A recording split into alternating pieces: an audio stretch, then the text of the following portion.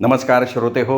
साहित्य पंढरी कथाकथन चॅनलवर तुम्ही ऐकताय पोपटराव भसे लिखित धमाल ही कादंबरी आणि आज 5वा भाग तुम्ही ऐकणार आहात. अशा प्रकारे नानी धाकट्या बहिणीच्या मनात शंकरच्या लग्नाचं भरवून गेल्या होत्या. ती गेल्यानंतरही तास दीड तास माईच्या मनात शंकरच्याच लग्नाचा विषय घोळत होता. नवरा तिच्या शब्दाबाहेर नव्हता. त्याला ती सहज वाकावू शकणार होती. मुख्य प्रश्न लेकाच्या होकाराचा होता.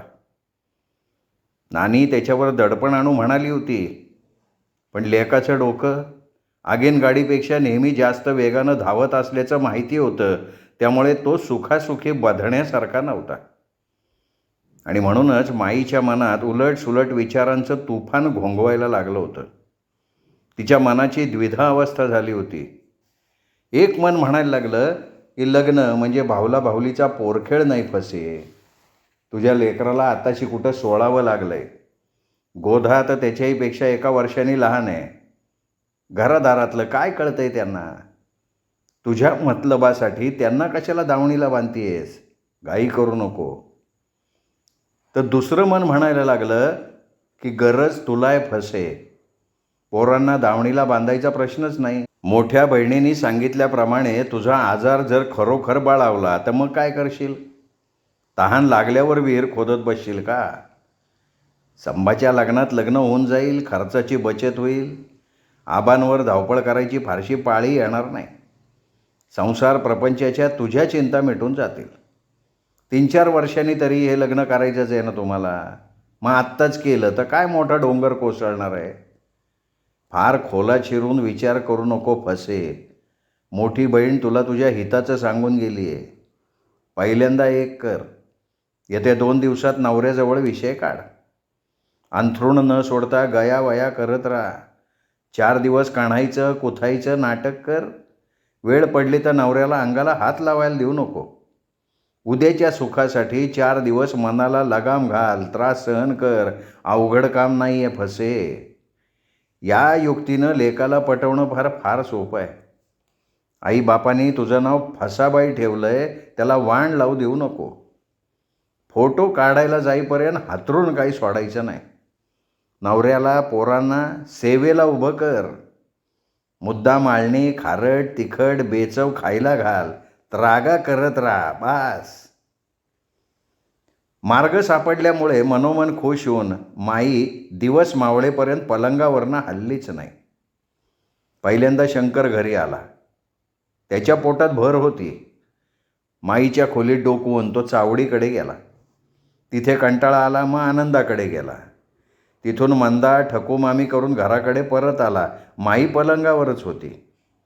त्याच्यानंतर 15-20 मिनिटांनी आबा आले. चुलीजवळ सुंदर दिसली. आबांनी तिला विचारलं, अगं तुझी आई कुठे गेली सुंदर. ती पलंगाव झोपू नये, दुपारपासून लय त्रास होतो म्हणती. अन शंकर संतोष अजून आलेला नाही. शंकर भाऊ माडीवर जाऊन बसलाय. मग आबा बाहेर गेले. खोलीचं दार लोटलेलं होतं. खोलीत अंधार होता. लाईट लावून ते बायकोजवळ जाऊन बसले. ती विव्हळत कुशीवर वळली. डोळे न उघडता हा हू करत धापा टाकायला लागले. आबांनी तिला आस्थेने विचारलं, दुपारी गोळी घेतली नव्हती का. घेतली होती की. अहो या वेदना गोळीला जोमानिशा झाल्या. फार बोंब लागली बघा. चुलीला पाठ लावून बसती का. अहो जागचं हालूशी वाटत नाही आणि मला बसता बी येणार नाही. अगं आई गं कधी मरण येतं आहे असं झालं आहे. देवा नको र जागायला. हा देव बी का परीक्षा बघतोय कळना. माई बळच मुसमुसत म्हणाली, फशे मनात काय वाईट साईट आणू नको. देव कधी कोणाची परीक्षा पाहत नाही. सत्ययुग राहिलं नाही आता. आपणच खोटे नाटे मुखवटे धारण करतो आणि आपलीच परीक्षा बघत असतो. जाऊ दे, कर्म भोग कोणाला चुकत नाहीत. कशाला चिंता करते. डॉक्टरांनी 4 दिवसांनी बोलिवलं आहे आपल्याला. मग त्यावर तिरडी बांधून ठेवा माझी. हे बघ फशे, कंबर दुखीने आजपर्यंत कोणी गेलं आहे असं मला तर आठवत नाही. हे बघा मला शांतपणे पडू द्या. माझं दुखणं लय गंमतच वाटते तुम्हाला. हातपाय हलवणं बंद झालं ना मग कळन. अगं तुझ्यासाठी मी जीवाचं रान करील असं एकदा सोडून दोनदा सांगितलं ना तुला. नका एवढी चिंता करू. सुंदरला बेसन भात करायला सांगितलं आहे. आळणी खारड जाऊन बघा जरा. भाकऱ्या करायला कोणाला आणू का बोलवून? नको. टॉपले सकाळच्या 2 भाकरी असतील. शेजाऱ्या पाजाऱ्यांना हरघडी किती त्रास देणार हो. माई दम छाटून आईचा धावा करत म्हणाली, अगं तुझी आई वर जाऊन आता 25 वर्ष झाली फसे. बापाला अवघी 10 वर्ष झाली. त्याचा दावा केला असताना तर तो आत्तापर्यंत तुझ्यासाठी दावत पळत आला असता. का सारखं मीठ चोळतो माझ्या दुखण्या हो? टिंगलटावाळी करायला मी लहान पोर आहे का? रात्री जेवण झाल्याबरोबर शंकर झोपायला माडीवर गेला. काही बोलला नाही. मग आबांनी खोलीबाहेर सुंदर संतोषला अंथरूण टाकून दिलं. त्यांना बजावून सांगितलं, हे बघा धिंगाणा घालायचा नाही. दंगामस्ती अजिबात करायची नाही. एकमेकांच्या खोड्या काढायच्या नाहीत. शांतपणे झोपायचं. पहाटे 5 वाजता उठवेन मी अभ्यासाला. तुमची आई आजारी आहे. तिला ताटकळ पडली तर रात्रभर माझ्या नावानं बोंब मारत राहील. समजलं ना? पोरांचा डोळा लागल्यावर आबा खोलीत गेले. माई जागीच होती. ती कणत म्हणाली, अहो कशाला आला तुम्ही? तुझी कंबर चोळायची नाही का? कंबर चोळण्याचं तुमचं निमित्त आहे माहिती मला. 4 दिवस सुखानं डोळे मिटून पडू द्या मला. आत्ता गोळी घेतली. ताटकळ पडली तर रातभर शिमगा करत राहायला लागन. अगं मलम देतो की चोळून? नको. मग माझ्या नावानं शिमगा नाही करायचा. काय येण्यासारखं करते फशी. हे बघा, माझ्याजवळ झोपायचा आग्रह धरणार नसाल तर अंगाला हात लावा. या गोष्टी पायी दुखणं वाढलं आहे माझं. कोणी वाढवले? तुझी सेवा चाकरी करण्यात आयुष्य चाललं आहे माझं. मलम चोळायचं पुन्हा नाव नाही घ्यायचं मग. ओ धनी, नावाला धनी आहे. झालो आहे तुझ्या चाकरीच्या गडी. का डाग नाही देत आहे मला?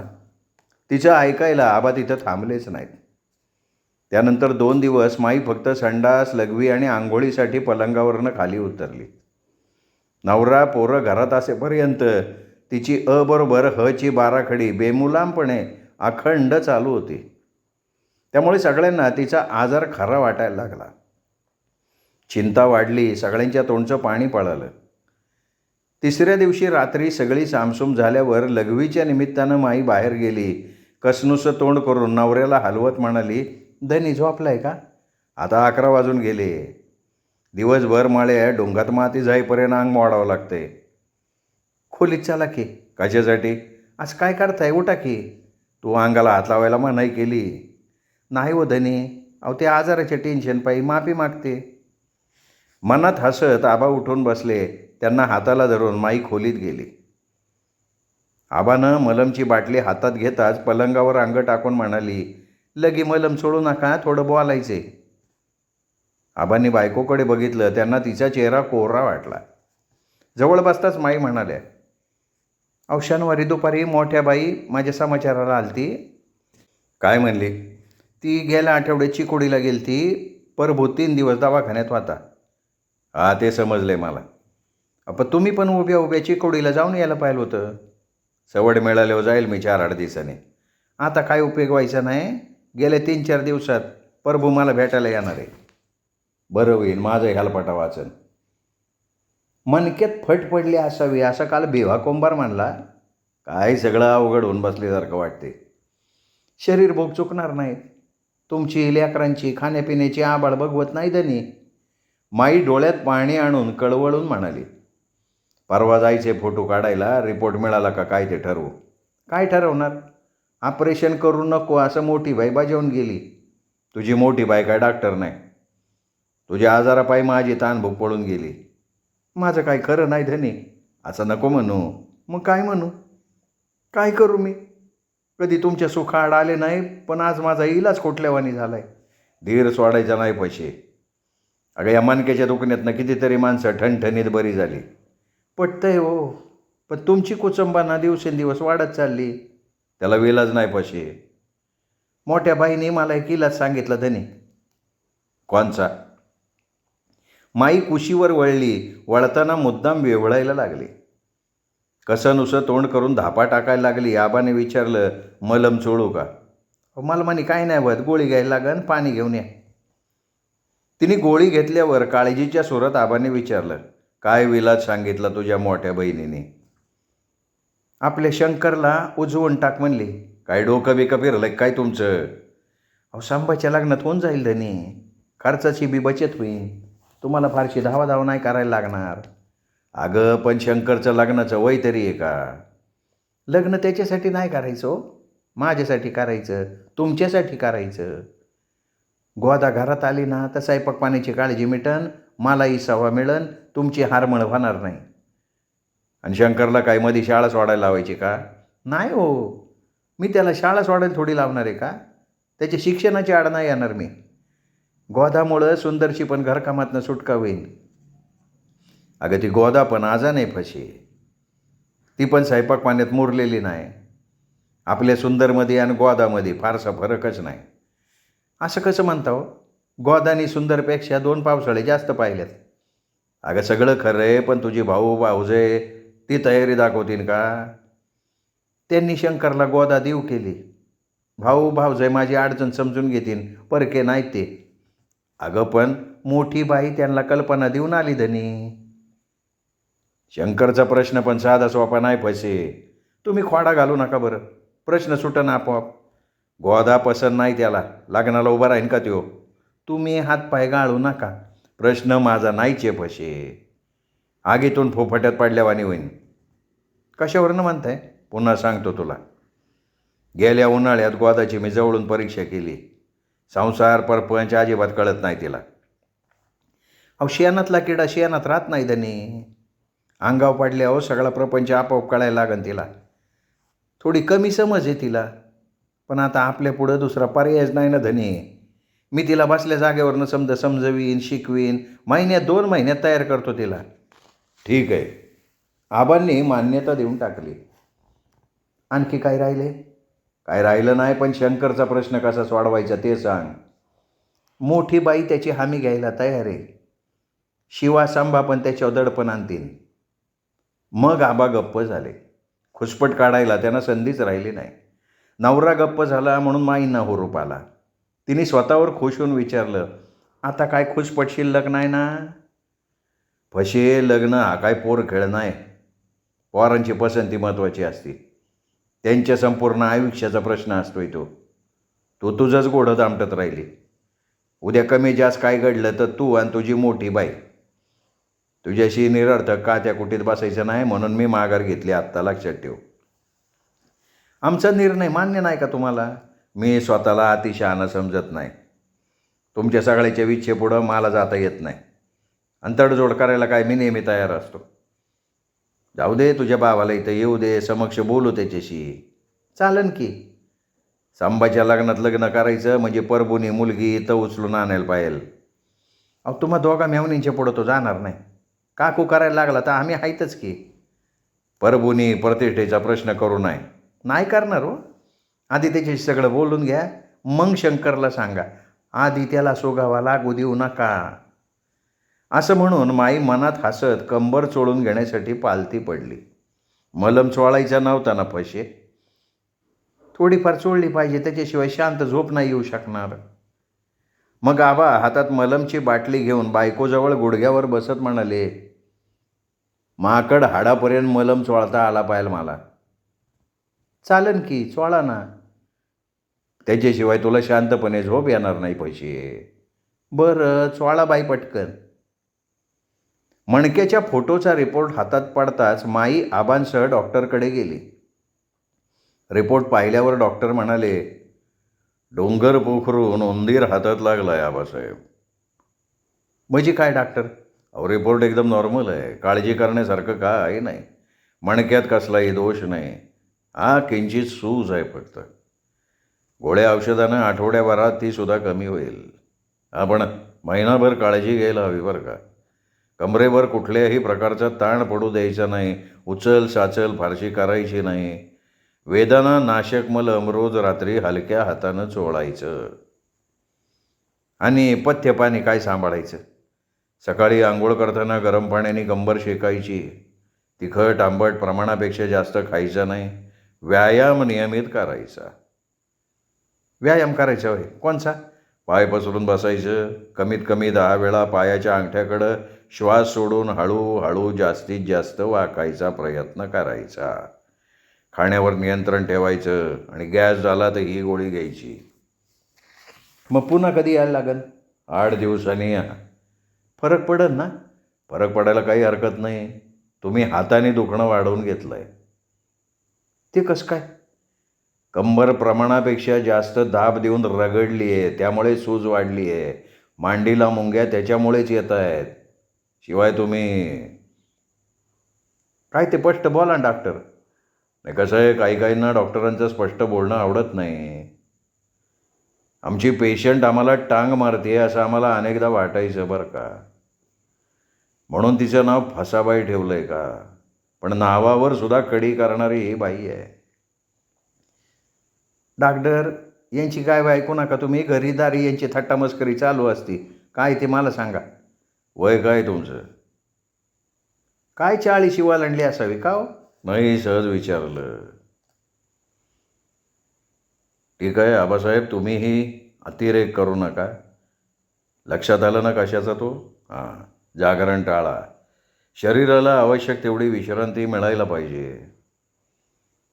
पट्टा लावला तर चालेल का डॉक्टर? आबाने विचारलं. हां, गरजेपुरतं लावायला हरकत नाही. डॉक्टर पुन्हा मुश्किलपणे म्हणाले. डॉक्टरांची फी देऊन आबा बायकोच्या मागोमाग दवाखान्याबाहेर पडले. स्टँडजवळच्या उडपी भवनजवळ आल्यावर माई म्हणाली, अहो पोरांना खायला घ्या काहीतरी. काय काय घेऊ? घ्या की शेवपापडी घ्या, जिलबी घ्या. तुला खायचं काय? खाण्यावर नियंत्रण ठेवा असं डॉक्टर आत्ताच म्हणले ना. अगं अजीर्ण होईपर्यंत नाही खायचं पशी. मला ना मिसळ भजी खाऊशी वाटतात. तुम्ही खाणार असाल तर मी येते हॉटेलात. मला काय उपास आहे का? चल. मस्तपैकी नाश्ता करून ते स्टँडच्या बाकावर जाऊन बसले. गाडीला 15 मिनिटांचा अवधी होता. आबा गालात हसत म्हणाले, तुझ्या दुखण्याचं नवल वाटतंय बरं का मला. म्हणजे ढोंग करत होती का मी? डॉक्टरांनी जे सांगितलं ते ऐकलं नाही का तू? त्यांनी काय हवेत तीर मारले त्याने. आता तरी खरं बोल. त्यांनी वय विचारलं, अतिरेक करू नका म्हणले, गरजेपुरता पट्टा लावायला हरकत नाही म्हणले. 2-3 वेळा मिश्किलपणे हसले. समदे तीर अचूक मारले त्यांनी. धनी आता घरात सून यायची, स्वतःला आळा घाला. सून घरात आल्यावर बघता येईन. पण तुझ्या दुखण्याची चिंता नाहीशी झाली, त्यामुळं माझा जीव भांड्यात पाडला. मनक्यात दोष निघाला नाही. मला बरं वाटायला लागलं आहे म्हणून कोणाला लगेच सांगू नका, परभूलासुद्धा. शंकरला तर साधा संशय पण येता कामा नाही. एक बाब लक्षात आली का तुझ्या? कोणती? संभा शंकरची परीक्षा झाल्याशिवाय त्यांच्या लग्नाची आपल्याला तारीख धरता येणार नाही. दोघांची परीक्षा झाली का मग तारीख. मग काय 4 महिने तू काय पलंगावर पडून राहणार का? वय झटपट साखरपुडा उरकून घ्या. त्याने काय फरक पडणार आहे? अहो माझ्या आजाराच्या निमित्तानं साखरपुडा केल्याबरोबर गोदाला घरकामासाठी आणायची. भाऊ नाही म्हणूच शकणार नाही. लग्नानंतरसुद्धा मी 1-2 महिने पलंगावर पडून राहणार. आणि शेताची कामं त्यासाठी आहेत की. राघव महिना एका जागेवर बसून राहायचं. तुला कंटाळा नाही का यायचा? नाही येणार. फिरण्यासाठी मी 2 काठ्या हातात घेईन. मला तर लय धमाल करायची, लक्षात ठेवा. डॉक्टरांनी कमरेवर ताण पडू द्यायला नाही सांगितला म्हणून तर आळा घालते म्हणते तुम्हाला. मग तुझं होणार कसं? कसंही दिवसभर पडून राहणार म्हणजे झोप आली. रात्रीची झोप मग तुला लागणारच नाही. कमरेवर ताण पडून न देणारी 2 आसनं माहितीत मला. कोणी शिकवली? कोणी का शिकवाना? यात पांडुमामाची चंपा त्याला पारंगत आहेत म्हणतात, ती तुझी गुरु असणार आहे ना. तुम्हाला काय फळं खायची मतलब? मीच विचारतो चंपा आत्याला. धनी आमच्या भानगडीत पडून तुमचा काय फायदा होणार आहे का? नाही, माझ्या ज्ञानात भर पडणार ना. माई खट्याळपणे हसत बाकावरनं उठली, म्हणाली, अहो ऐकलं का? तू थांब जरा, तुला एक सूचना द्यायची राहिली. आपल्या स्टँडवर उतरल्यापासून कानाईला विवळायला विसरायचं नाही. शंकर लय चाणाक्ष आहे. त्याला संशय आला ना तर हे धमाल करायचं तुझं स्वप्न मातीला मिळाल्याशिवाय राहणार नाही. त्याला स्टँडापर्यंत यायला सांगितलं आहे ना? सांगितलं आहे. आला बी असेल. त्याच्याशी दाट बोलायचं नाही, लक्षात आहे का? अहो किती सूचना देता, मी काय अडाणी आहे का? तू किती शहाणी मला माहिती आहे. जावा पुढं, कोपऱ्यातलं शीट पकडून ठेवा. एस टी सुरू झाल्यावर नव्या नवरीसारखे आबा आणि माई गप्पात रंगून गेले. एका वेगळ्याच विश्वात संचार करत असल्यासारखं त्यांना वाटायला लागलं. मध्ये एका खड्ड्यात गाडी जोरात आदळली. दोघांच्याही कमरेला हासडा बसला. 3-4 मिनटं दोघांनाही कमऱ्या दोन्ही हातांनी आवळून धरायला लागल्या. आपण मध्ये जाऊन उभं राहू धनी, पुन्हा हासडा बसला तर आपल्याला पुन्हा माघारी परतायला लागन. तुलाच कोपऱ्यातली जागा पाहिली होती. फसगत झाली. आपली सडक माझ्या नजरेसमोर आलीच नाही. नावाची शान राखली तू. उठ. नांदूर स्टँडवरनं ते गाडीतनं खाली उतरत असताना शंकर चिंताग्रस्त चेहऱ्यानं त्यांच्याजवळ आला. आबानं बखोटं पकडून त्याच्या आईला खाली उतरवलं. 2-2.5 मिनटं माई कणहत आईच्या नावाचा जप करत एकाच जागेवर उभी राहिली. धापा टाकायला लागली. थोडा दम छाटल्यावर लेकाच्या खांद्यावर हात ठेवून म्हणली, कधी आला पोरा? काय अर्धा तास होऊन गेला. आस्ते आस्ते चला, मला घाम फुटायला लागलाय. 2-3 कासरे चालून गेल्यावर शंकरने विचारलं, यायला एवढा उशीर का लावला? अरे रिपोर्ट मिळाला उशिरा, त्याच्यानंतर डॉक्टरकडे गेलो. 4-5 तासात आईचं दूध आठवलं. काय सांगितलं काय डॉक्टरने? पण ते तुला घरी गेल्यावर सांगतो. आबांनी उत्तर दिलं. मग शंकर गप्प झाला. अर्धा पाऊण फरलांग अंतर चालत जायला माईनी 15-20 मिनटं घेतली. मध्ये 2 जागी बसली.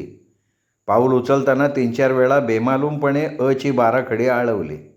शंकरला अजिबात संशय आला नाही. घरी जातात सगळ्यांच्या हातात चहाचे कप देत सुंदरनी विचारलं, खायला काय आणलं आबा?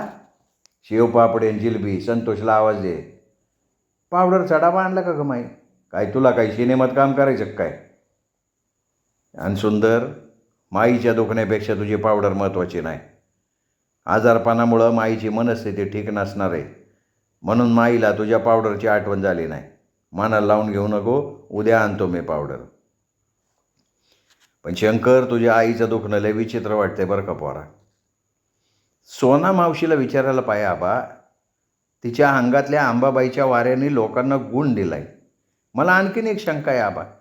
आवस पुनवेला कवठी पलीकडं हाडळींचा मेळा उगमाकडं जातो म्हणतात. माई त्यांच्या मेळ्यात सापडली असली तर माईवर वेड लागायची पाळील मर का आबा. मग संध्याकाळी सोनीकडनं अंगार आणायचा शंकर. अहो त्याला कशाला पाठवताय? तुम्ही जावा, माझी काय हरकत नाही. डॉक्टरने काय सांगितलं आबा? शंकरने विचारलं. 5-6 महिने पूर्ण विश्रांती. फक्त संडासला जायला लघवीला पलंगावरनं उतरायचं. फारशी हालचाल न करता सगळ्यांकडनं कोड कौतुक करून घ्यायचं. आणि खायला प्यायला काय सांगितलं? म्हणजे पेज सांगितले असेल तर पाडल्या पाडल्या नळीतनं पाचता येईन. आई काय मेवणी वाटली कर तुला? हे बघ आबा, तुम्ही सांगितलं का नाही कोड कौतुक करायचं? आणि तुला सांगतो माई, आजारी माणसाने जास्त बोलायचं नाही, डोकं शांत ठेवायचं, कळलं का? मी काय गोंधळ घालते का? कारण नसताना सुंदरवर डाफरली का नाही तू? सोनं आणायला सांगितलं होतं का तिने? इसरले म्हणायचं, मोकळं व्हायचं. सकाळपासून शाळेचा डाबा करून मोलकरणीसारखी झुरती ती. चुकलं बाबा माझा जीव वैतागलाय, त्या भारात बोलली असेल मी. आबा रिपोर्ट आणला का? नाही, त्या डॉक्टरकडे 8 दिवसांनी बोलवले. काय निघालं काय पण फोटोत? मानक्यात दोष निघाला. मधली चकती झिजली म्हणे, त्यामुळं 2 मानक्यात किंचित फट पडली आणि त्यामुळंच मांडीला मुंग्या येतात असं डॉक्टर म्हणले. फाट्यावरच्या विग्नर क्लिनिकमध्ये जाता ना तुम्ही? आता दुसरीकडं कुठं जाणार? शेलार डॉक्टर एकमेव हाडाचा डॉक्टर आहे. मग त्यांना मी एकदा भेटायला जाणार का? माईच्या आजाराची चौकशी करायला. काय गरज नाही तू जायची, तुझा बाप जिततंय अजून. शेलार डॉक्टराची चैताली नावाची मुलगी आहे ना, ती माझ्या वर्गात आहे आबा, म्हणून म्हणलो मी. मग अगोदर कसा नाही बोलला रे तू? अगं ती डॉक्टरची मुलगी मला आजपर्यंत माहीत नव्हतं, म्हणून नाही बोललो. मला गेल्या आठवड्यात समजलं आहे ते. आणि तू आज सांगतो का? मला आत्ता आठवण आली आई. तुझा आणि तिचा परिचय आहे का? काय विचारताय? एका वर्गात आहे ना आम्ही, परिचय असणार ना. तरीसुद्धा ध्यानात ठेव शंकर, आमच्या परवानगीशिवाय तू शेलार डॉक्टरकडे जायचं नाही. पण मला घरी चालायचं, चैताली आग्रह करत होती. घरी पण जायचं नाही त्यांच्या तू? माई जोरात म्हणाली. का पण? हे बघ बाबा, ती मोठी माणसं आहेत. माझ्या आजाराचं निदान झालं आहे, ऑपरेशन टाळण्यात आम्हाला यश आलं आहे. गोळ्या औषधाने 4-6 महिन्यात बरी होईन मी. ठीक आहे, नाही जाणार. कसं आहे, ओळखीचा फायदा तर झाला असता का नाही? कदाचित उलट झालं असतं. डॉक्टरनी गोड बोलून बोलून तुझ्या बापाला आणखीन चिरला असता. मग सोना मावशीकडे जाऊ का नको ते पण सांग. तिच्याकडे पण जाऊ नको. पैसे का उगाच रागा करते तू? तुझी चिडचिड कमी कर बरं. रविवारी नाताळची सुट्टी संपली. सोमवारी शंकर शाळेत गेला. त्यानंतर तासाभरानं चिकोड येऊन त्याचे मामा मामी माईंना भेटायला आले. सुंदर संतोष पण शाळेत गेले होते. आबा नुकतेच मळ्याकडे चक्कर टाकून जेवायला घरी आले होते. बायकोशी गप्पात रंगले होते. माई पलंगावर पडून होती. भाऊ भाऊजाईला बघताच कसनुसं तोंड केलं, कणायला लागले.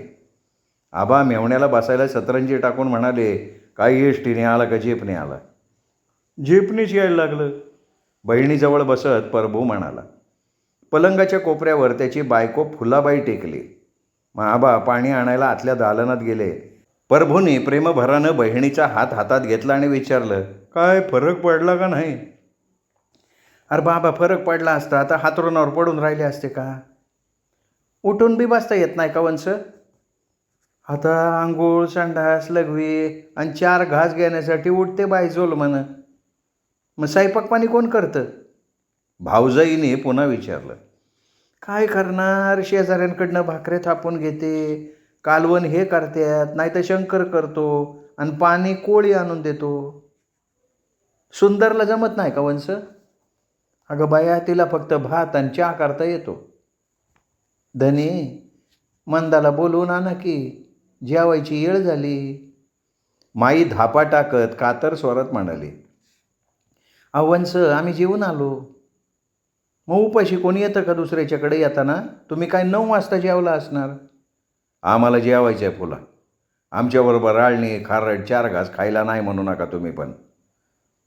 खातील की धनी ते, तुम्ही जावा मंदाकडं. 10 मिनिटात मंदा आली. माईने तिला विचारलं, मंदे, हातातलं काम टाकून यायला लागलं का गं? हां, भांडी घासायची राहिली फक्त, घाशीने इथून गेले हो. मग आधी 3-4 कप चहा कर, मग बेसन भाकरी कर.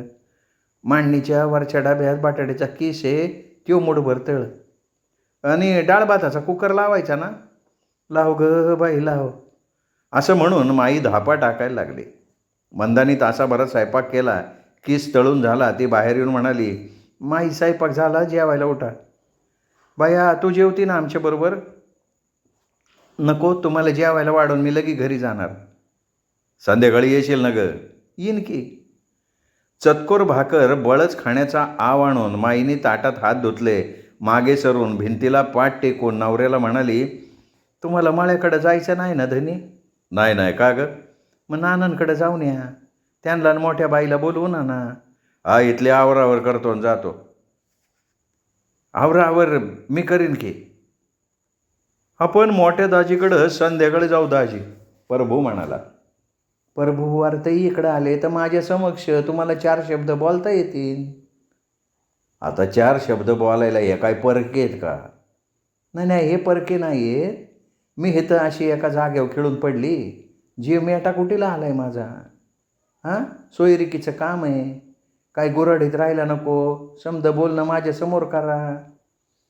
भावाच्या आधाराने माई बाहेर पलंगाकडे गेली.